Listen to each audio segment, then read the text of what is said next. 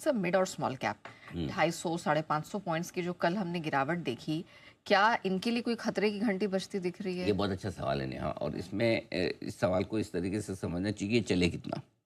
Okay. निचले स्तरों से मिड और स्मॉल कैप शेयरों में करीबन करीबन 8.2%, 8.25% की तेजी आई दोनों इंडेक्स में। ओके। ठीक है, 27-28% दो इंडेक्स घटने के बाद 7 दिन में आपकी 1/3 रिकवरी कर ले, कमेंडेबल है ना। सो 7 दिन तो ये एक तरफा तेजी आई है, और अगर एक तरफा तेजी बनती है तो उसके बाद प्रॉफिट बुकिंग आना स्वाभाविक है। राइट। और वो प्रॉफिट बुकिंग इसलिए आना स्वाभाविक है। देखिए, मिड कैप स्मॉल कैप शेयरों को कौन खरीदता है? पहले अगर आप उसमें जाइए तो आपको पता चल जाएगा। एफआईज नहीं, कुछ सेलेक्टिवली 2-4 मिड कैप ले तभी तो एफआईज की कभी किसी मिड कैप पे रिपोर्ट आ जाती है, हम बड़े खुश होता है, वाह इस स्टॉक पे भी इनकी रिपोर्ट आ रही है ना। बाकी वो लोग ज़्यादा देखते नहीं। करेक्ट। तो खरीदता कौन है? खरीदते या तो traders, I mean retail investors, correct. HNA investors, है ना, फैमिली ऑफिस टाइप वाले जो लोग होते हैं। दूसरा कौन खरीदता है? Local funds. अब 4 दिन से लोकल फंड तो धीमे धीमे बेचने के मूड में आ गए। करेक्ट। उन्हें तो खरीदना नहीं है, क्योंकि वो तो तब खरीद रहे थे जब सब बेच रहे थे।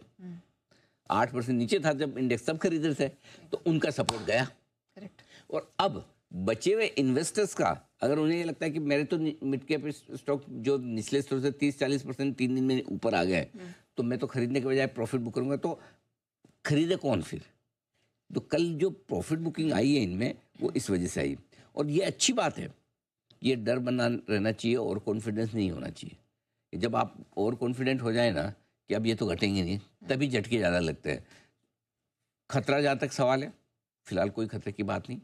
8% बढ़कर 1-1.5% घट जाए तो क्या खतरा है? ओके। कोई खतरा नहीं है।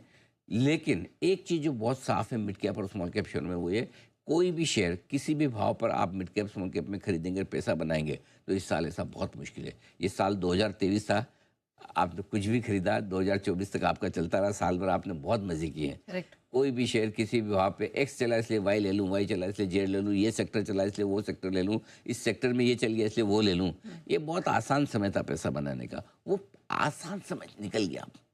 वो पहले वाली बात नहीं रही है। मतलब मजे मजे में भी जो पैसे बन जाते थे ना, मुश्किल वाला काम है। इस साल थोड़ी मेहनत करनी। और बहुत ज़्यादा, मतलब थोड़ी से तो कर भी ले, बहुत ज़्यादा करनी पड़ रही है सर। आप सोचो, आइडियाज़ ढूंढने में पसीना आ रहा है, और रिस्क रहती है, डर रहता है कि दें और 20% 10% नीचे ना जाए, करेक्ट। है ना।